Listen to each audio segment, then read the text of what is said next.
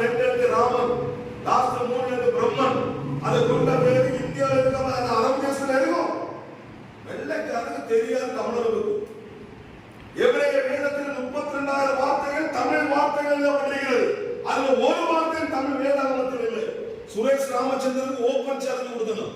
நீ நிறைய தப்பு பேசிட்டு வரைக்கும் பேசணும், பேச்சு மறுபேச்சு பேசணும். சும்மா கதை அடிக்கிறதா கிடையாது.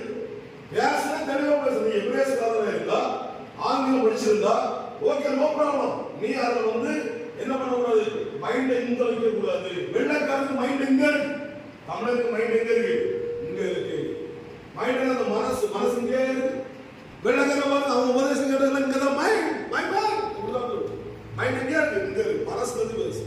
மைண்ட்ல இருந்து பேசுறது ஒண்ணுமே விளங்க, மனசுல இருந்து பேசுறது